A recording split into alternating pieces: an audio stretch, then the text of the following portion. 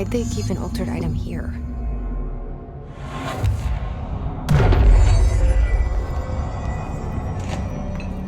Debrief for Mirror Excursion 7C. Subject is Agent Hardy.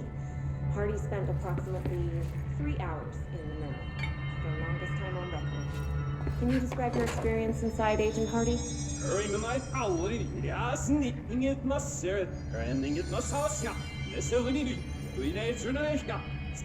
Agent Hardy is physically healthy. All tests have come back clean. Yet the speech issue has persisted for hours.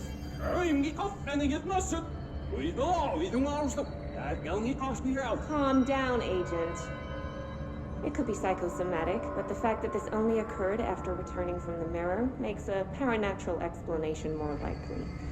I recommend a battery of tests and a Class Orange quarantine.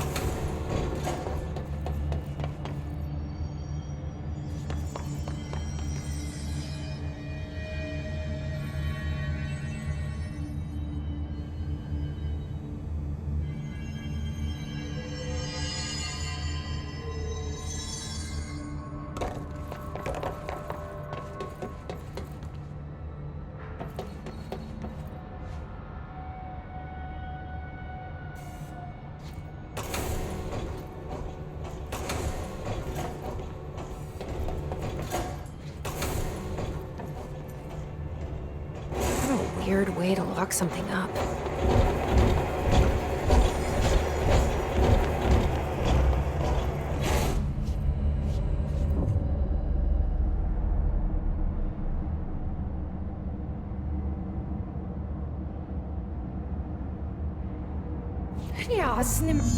Fish? Wait, that didn't sound right.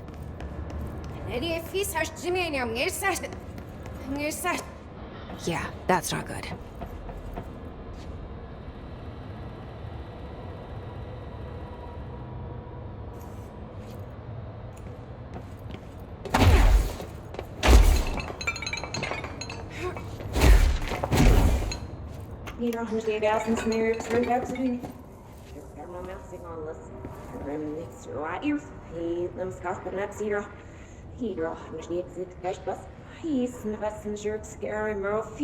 What? I can't understand you. You need to listen.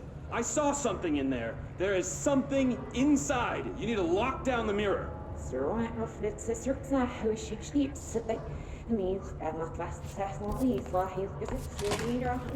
Why are you talking to me? What's wrong with you? All of you. There's something in that fucking mirror.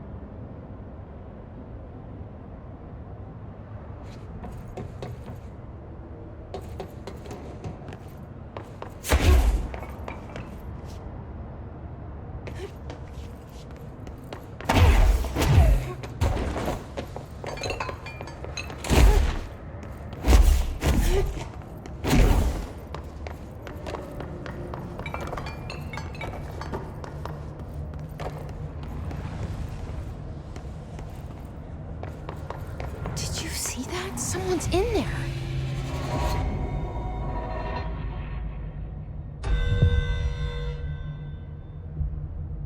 Men det finns här pröv.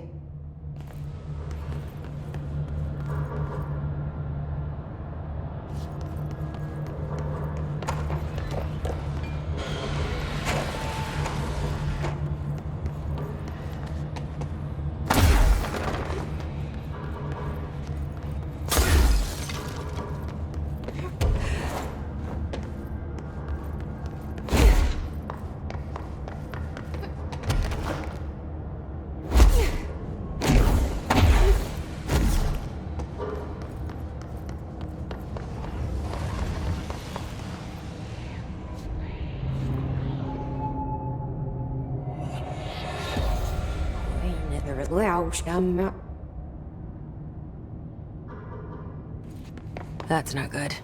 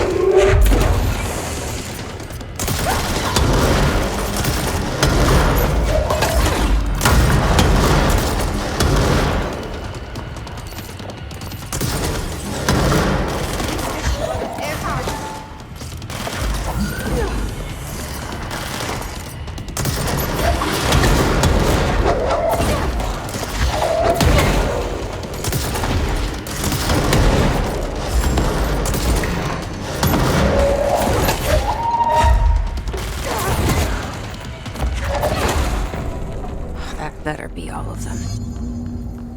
That explains why they locked this mirror up.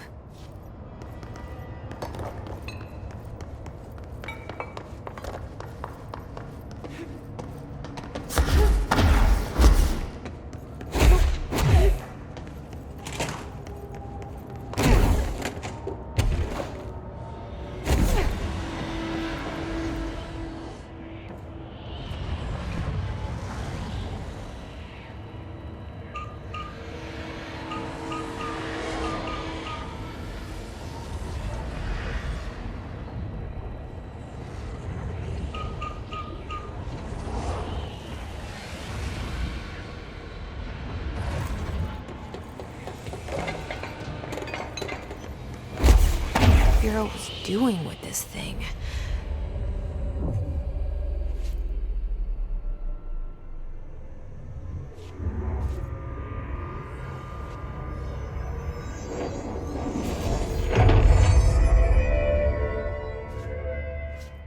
Well, it's cleansed now.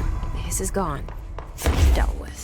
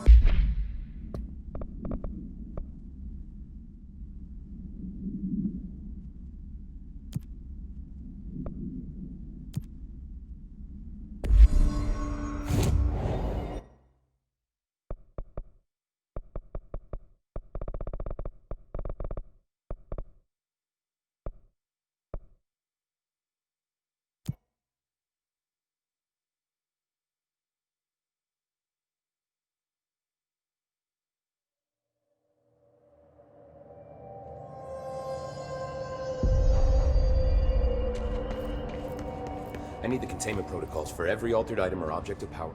Man, I never thought I'd be working in the executive sector. Look at me now, Ma. I have to... You're not the only one who's busy, you know.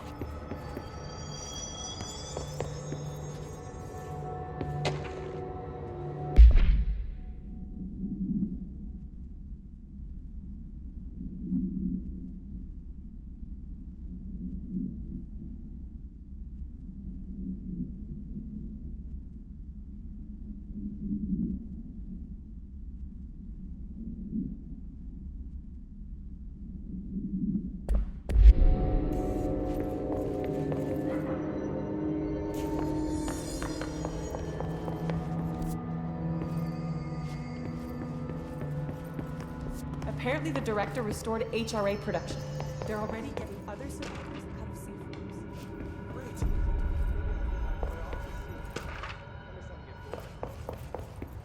I think...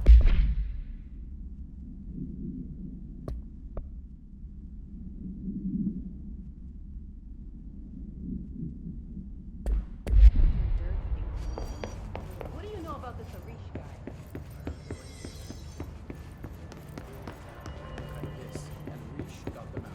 All right, but still, a security guard leading rangers? I don't know if I like taking orders from a mall cop.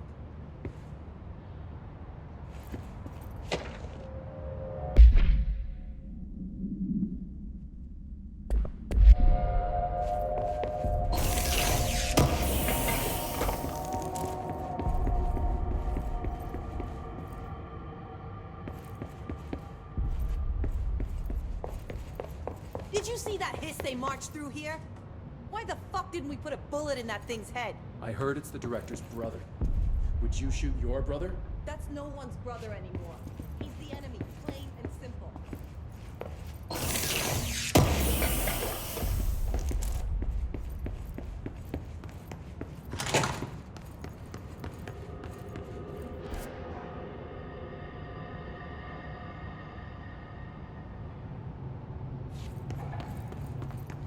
Marshall orders us to just sit on our asses and then leaves? What's the deal? She must have her reasons.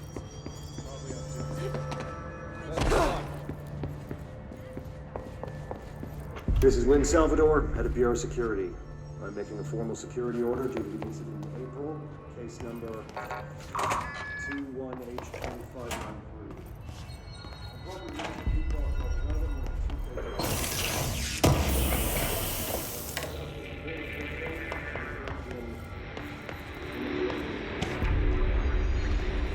An expedition team found them decomposing in the formation's base a week later. At least we found out the jukebox doesn't bring corpses back when the song ends.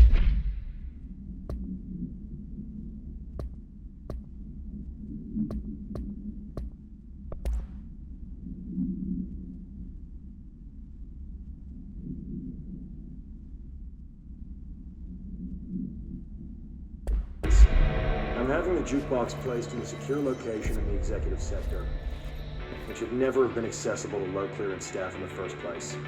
Good luck out there. Darkness engulfed the elevator. Darkness engulfed the elevator. There was something there. A presence. Jesse Faden could hear it. A call. It was faint, reaching for her from a dark place. Faden was sensitive to visitations. She had them all the time. From her guiding star and the previous director. She was the perfect receiver. As if she'd been made for this. Faden paused to feel it. The force at play here. It was changing things around her, subtle. Trying to make her act. Faden didn't like that. Her guide felt it too.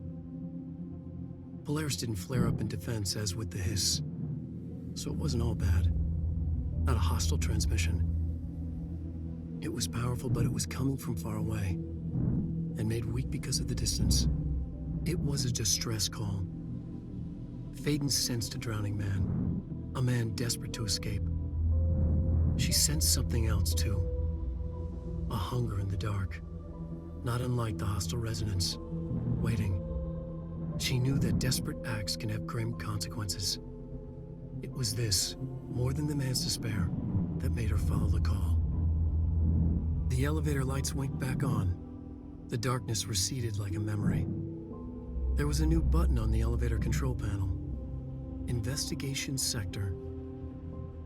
Faden pressed the button. The elevator doors slid shut with practiced bravado.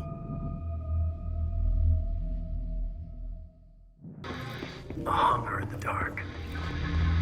Investigation Sector. Investigation Sector, huh? We should check this out.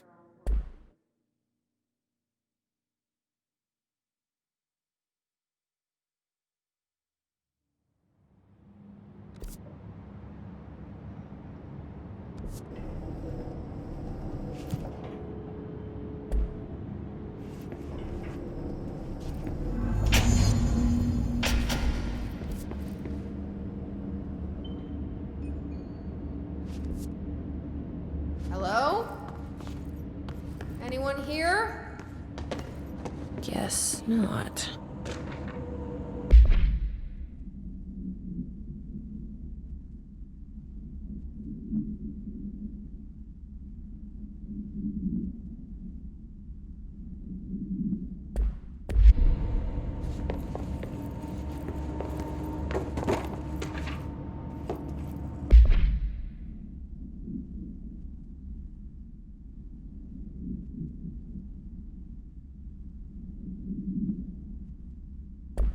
Seems a lot more crowded than the rest of the Bureau.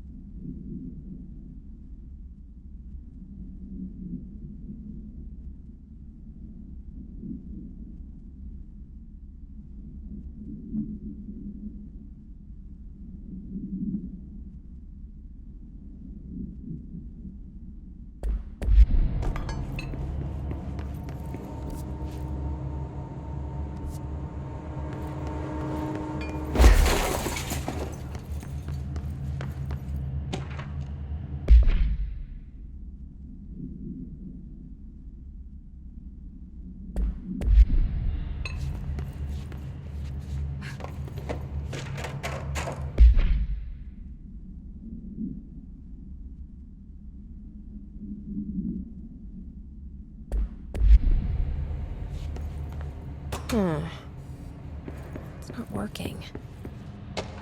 Probably a loose...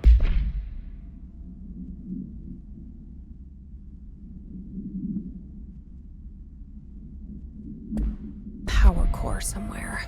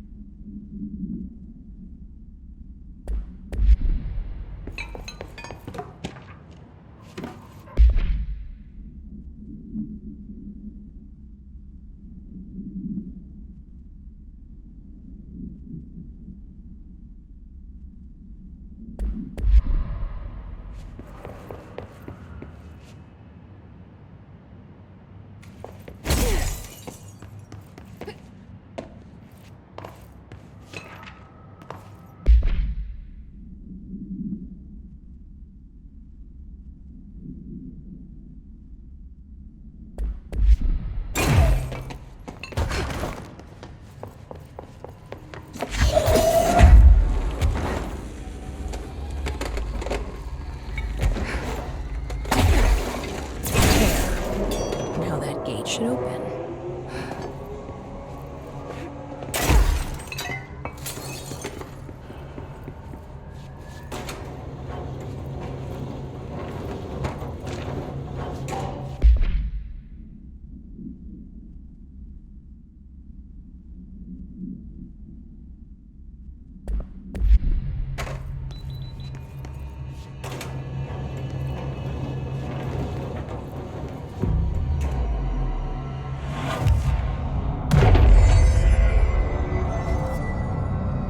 I'm no detective, but something definitely happened here.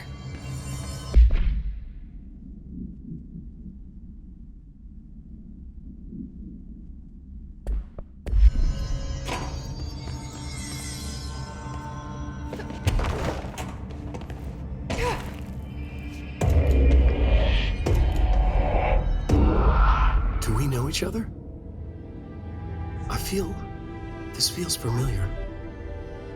I can't seem to... I've forgotten it. I'm sorry. My name is Alan Wake.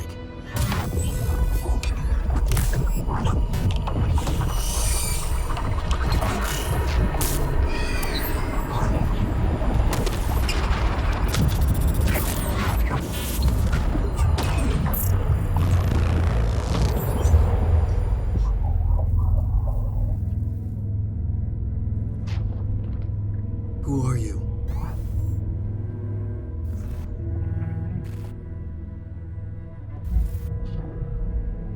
Who are you? Do I know you? I'm your friend Tom. Tom Zane. There's nothing to worry about. Tom. The poet. The diver. You look different. That was just a role. A character. The protagonist I played in my old film. I'm a filmmaker. An auteur like yourself. We're working on this together, remember? An artistic collaboration.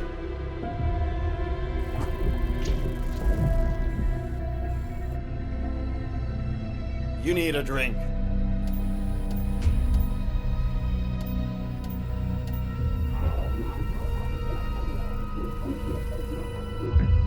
Gibt es.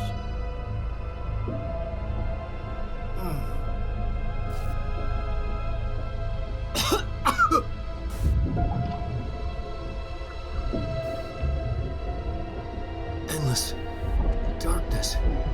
Nothing holds still. But we're very close now. You've been writing. You found a way to escape. It'll work this time. Riding? You found a way! No. I don't... Wait. There's something. It's my double. He's out there. I've seen it. Yeah. Nothing to worry about. I'm dealing with it. It's fine, my friend. Let me handle him. You've met him? What the hell? Now, come on. You misunderstand me.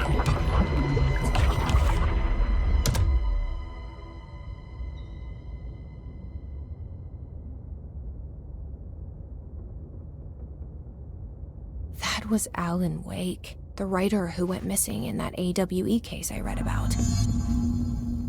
What's he doing here? And Thomas Zane was with him. The poet. No, wait. He was a filmmaker. I always remember that wrong.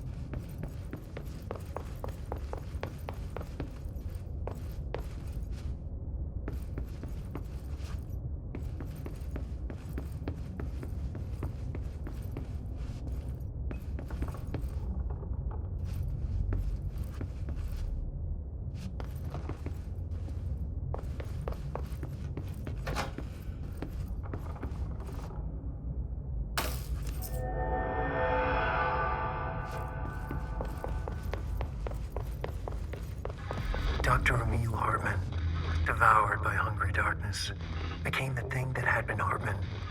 Broke loose, killed everyone it could, lurking, roaming, waiting. Then something else came, a resonance. The thing that had been Hartman went through another change.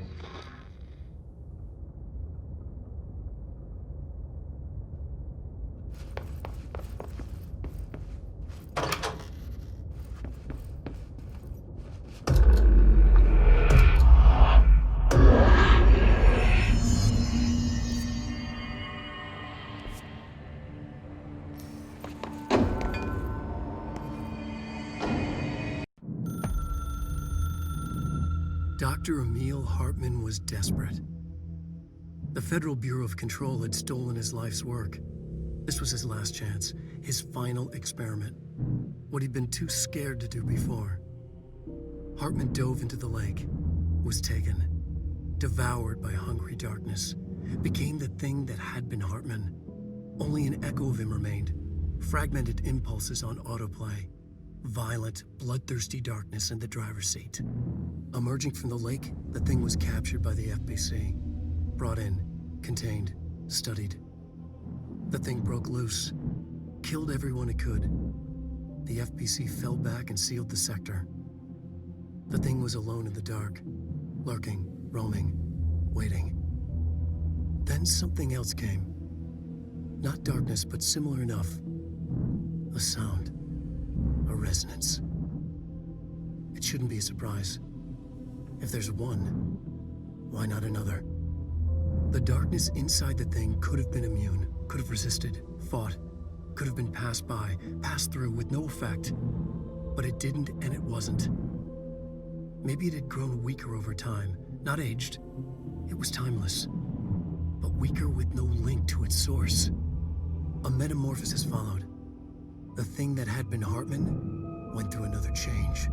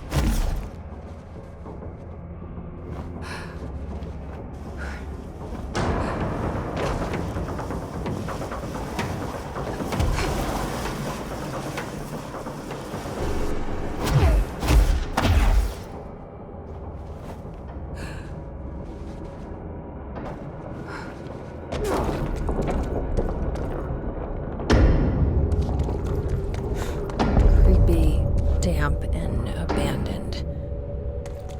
Why did Wake want me to come here?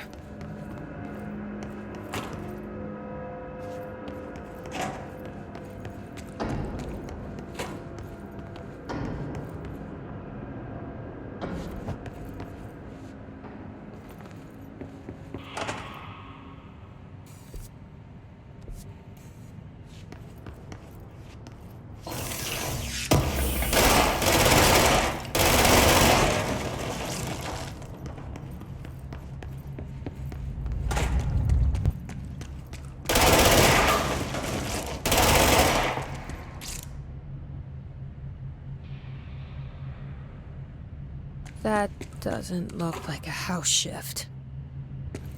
Do I even want to know?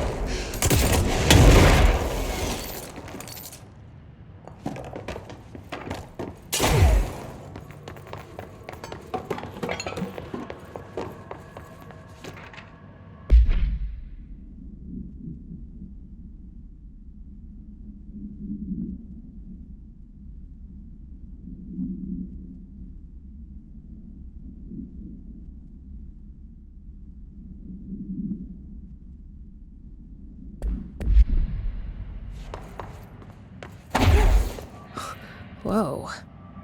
Looks like the house has gotten a little wild in here.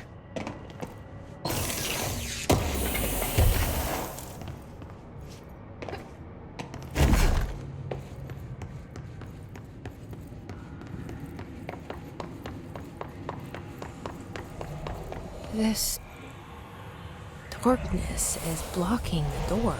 So now I have to deal with an interdimensional noise and sentient shadows.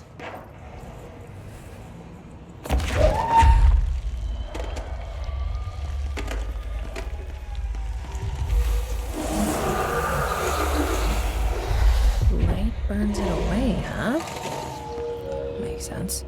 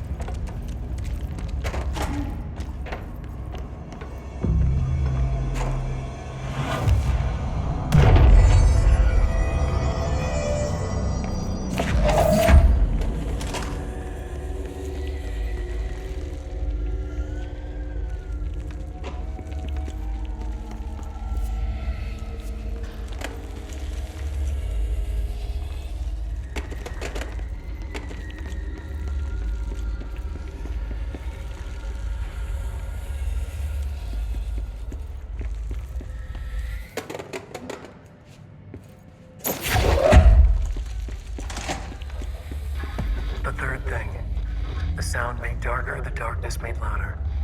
Hartman was stretched, like a worm through time. The third thing was a monster. Now he crashed out of darkness toward Phaeton.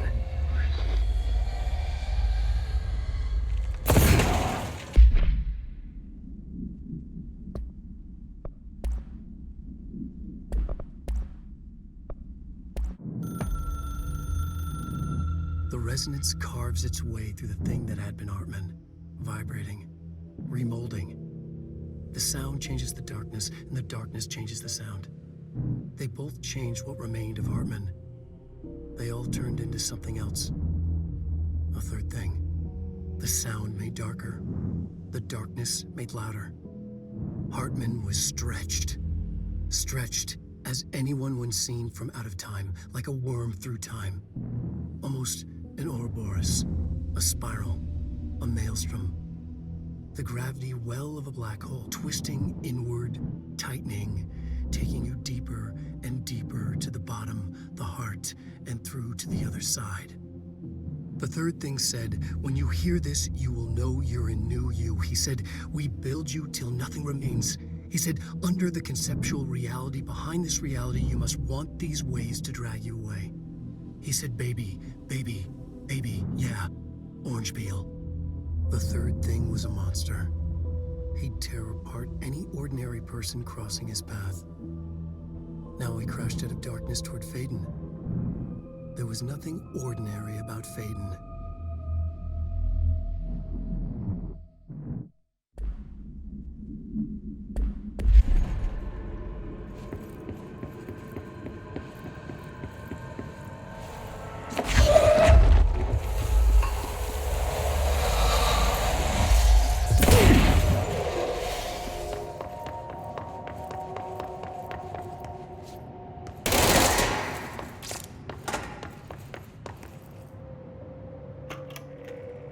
reminder.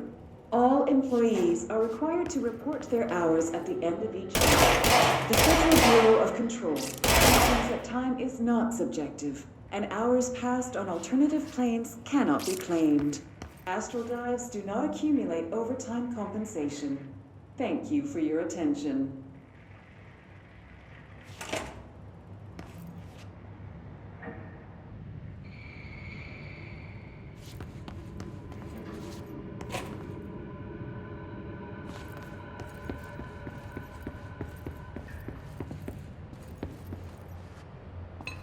Agent Fisher, day 6 inside the motel. Utilized surveillance methods are as follows. Fiber optic cameras lit under the individual room doors. Motion detectors lit along here. Tripwire, triggering a flash camera across the main entrance.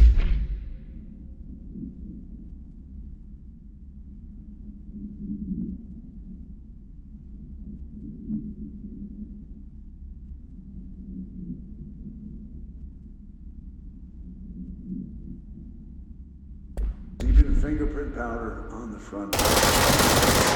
Results are varying at best, but mostly just inconclusive and unusable. The footage is corrupted, and sometimes even the equipment is damaged. I don't know how. I think this place is making fun of me.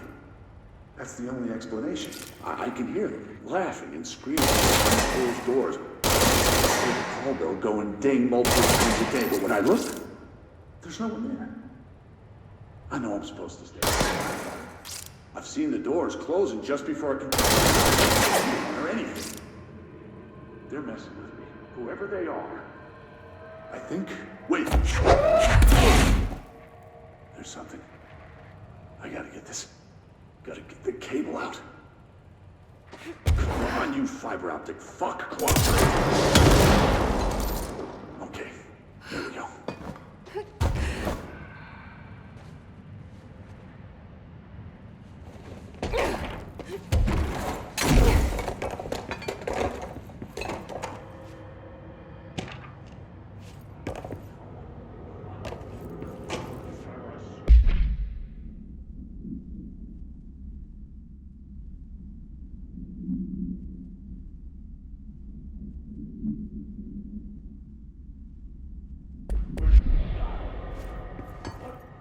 Hello? Who's there?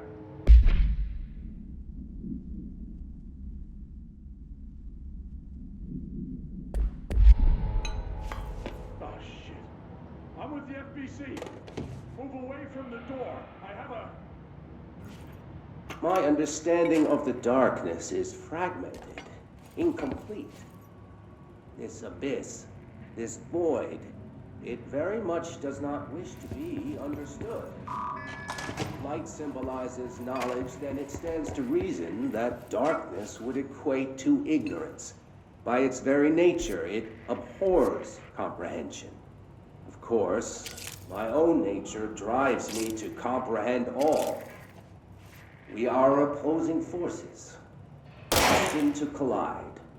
And given this conflict of natures, we know that the light of truth will burn away both physical. Any significant light source can be used as protection, even weaponry against this metaphysical gloom.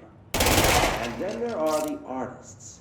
I know for a fact that Tom, Wake, the Anderson brothers all had some involvement. The question is whether their uncanny ability to affect reality through their art beckons the darkness, or did their work perhaps even create it? With Wake now secure in my lodge, I expect I shall grow closer to learning the answers to these questions. Assuming he cooperates, which is proving quite the challenge. Well, perseverance is the foundation of knowledge. Speaking of, I must be off on my rounds.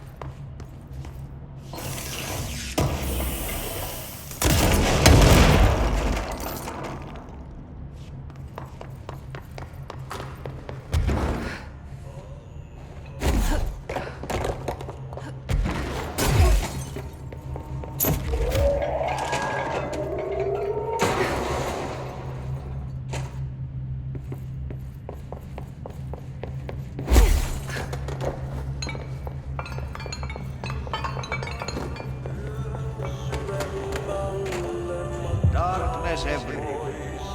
New day. It's getting bad.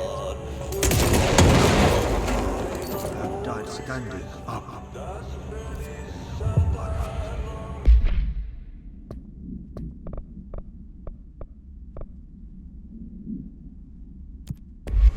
Lighten them up. Ah, more.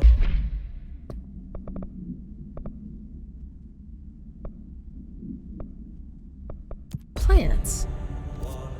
All right, let's go make some new friends.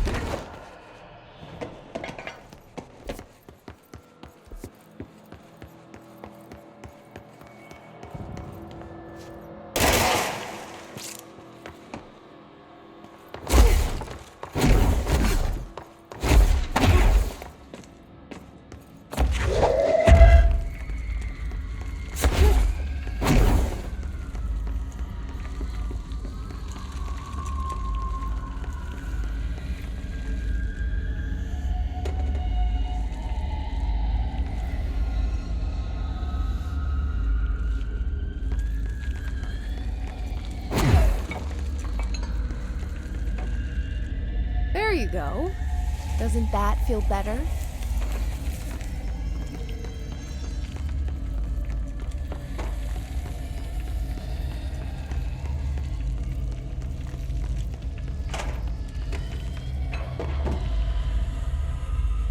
Welcome back to the land of the living, little buddy.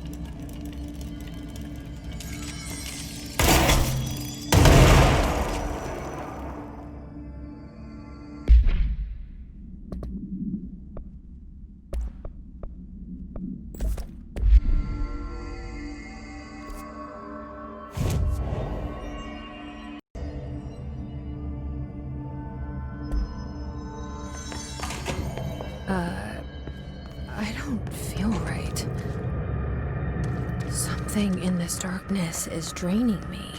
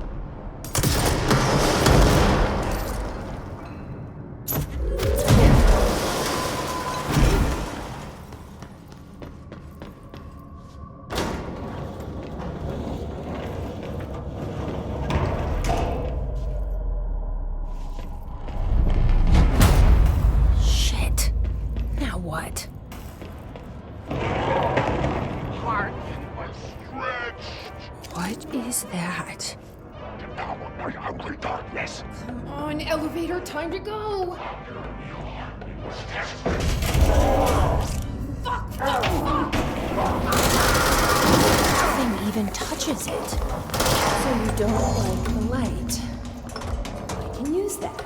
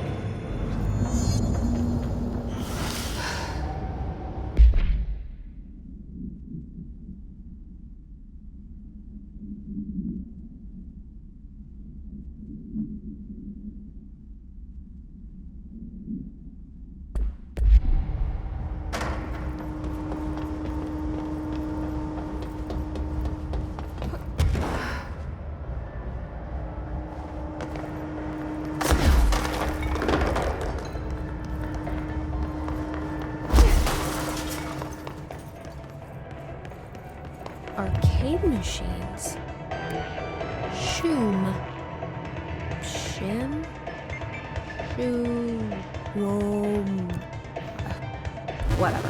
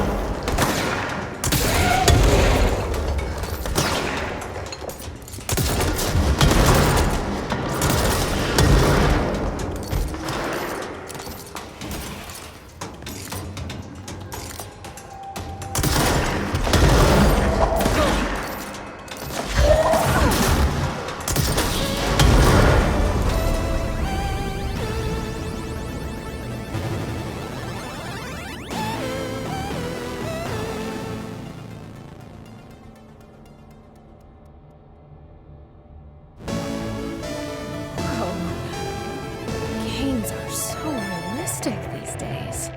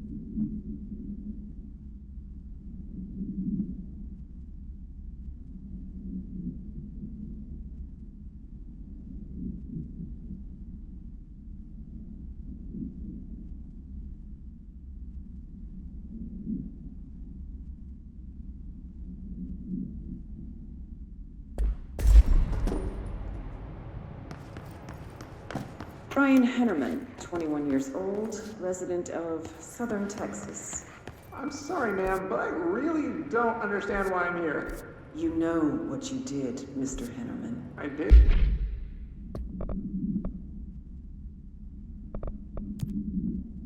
Tell me about Delivery Disaster. The movie?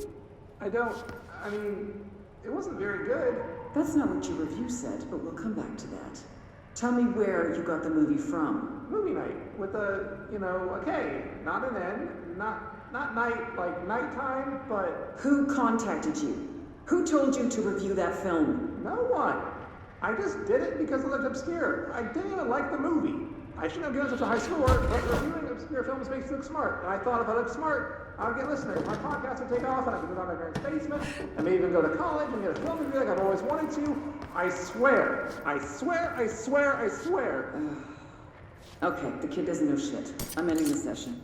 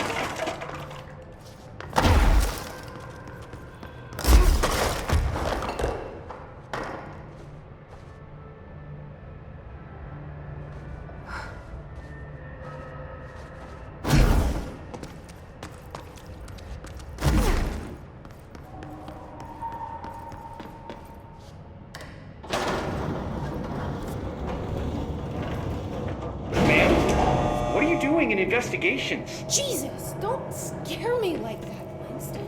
If you're talking right now, I can't hear you. It's a one-way system. Try to find an intercom.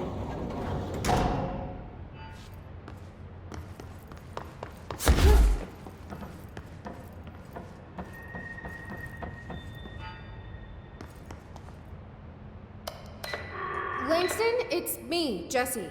I know. I can see you on the monitors. The cameras in there haven't worked since we sealed that sector off a couple years back. Let me guess. You sealed it because of the monster guy. Wait, did you see Dr. Hartman? Jesus, I really wish you hadn't opened that fire break. Okay, listen, you need to find Hartman and kill him before he gets out into the Bureau. That thing is a person?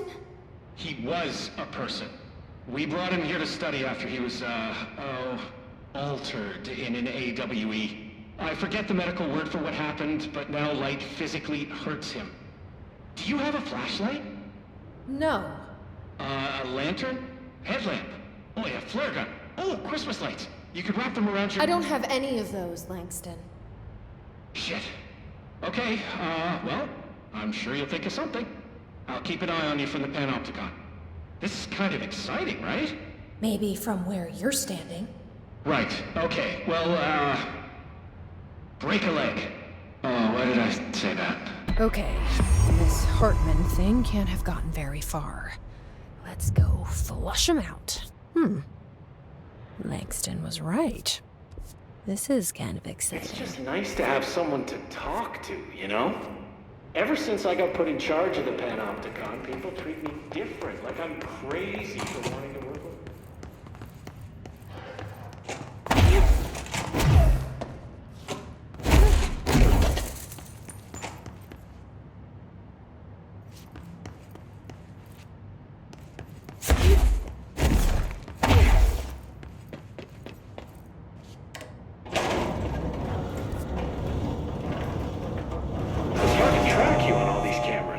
Anyway, it's just nice to have someone to talk to, you know? Ever since I got put in charge of the Panopticon, people treat me different, like I'm crazy for wanting to work with altered items. People just don't understand the altered items like I do, you know? I don't want to brag, but it does take a very empathetic mind to connect with the items. Doesn't want to brag. People are making it so personal. Right. I mean, the teams in research handle paranatural materials every day, and no one thinks they're weird. Well, maybe that's not true. Darling is famous for being a bit out there, but when he's weird, it's charming. Altered items really aren't that frightening once you get to know them. If you figure out what they like or don't like, you know, what sets them off, then there's nothing to worry about. I guess at the end of the day, we're still just wild animals scared of our own shadows. We're supposed to be on the same team, but sometimes it feels like it's every department for themselves, like it's a race and we're all trying to be number one. If it is a race, though, I'd say Darling is a mile ahead of everyone else. He was Trench's golden boy for years, but that relationship has gotten pretty tense, or so I've heard through the grapevine. Not that I spread rumors, just, you know, people talk. Not me, though. I keep my nose to the grind. Too much work to do to focus on those kinds of things. I need to stay focused so I can get my work done and get home to feed Alfred. He's just gonna talk forever, I always isn't make he? it home for mealtime, so I have my neighbor check in on Alfred at 7 o'clock if I'm not back yet. She's very nice. Her name is Maria. She's older. She came to New York in the 50s to attend school and has been here ever since. She has a couple of kids. I met them as a big family. Very nice people. Anyway, she has a key to my apartment, and she gives Alfred his dinner if I'm not home. I'm gonna have to buy her a nice fruit arrangement as a thank you after this. I'm missing a lot of Alfred's mealtime. She's probably gonna have to go to the store for more wet food. I'll have to remember to pay her back. Hold on, let me make a note. Pay back Maria or Alfred's food. Okay. Oh, one more thing. And buy her a fruit arrangement. All right, done. Are you a cat person? I don't think I ever asked. You seem like one, though. Right now, he's very proper. Really carries himself well, you know? I named him after my favorite poet. Felt like a good fit. I got Alfred just before Sylvia died when I was at the... You know, I don't really remember where I got Alfred from. But, boy, those two did not get along. Oh, no. Sylvia thought she owned the place. Didn't like me getting in her way, scratched me more than once when I was just trying to move her food bowl. That cat was a real asshole. Wow. I'm realizing now that That's language kinda was not harsh. entirely, professional. You see, Sylvia didn't tolerate most people, or animals, or anything. And that's what I meant when I said asshole. I would never use that word about a person. It was just, hey, there's a light flashing on the console here. I got to, check this out. I'll get back to you later. Real smooth, Langston.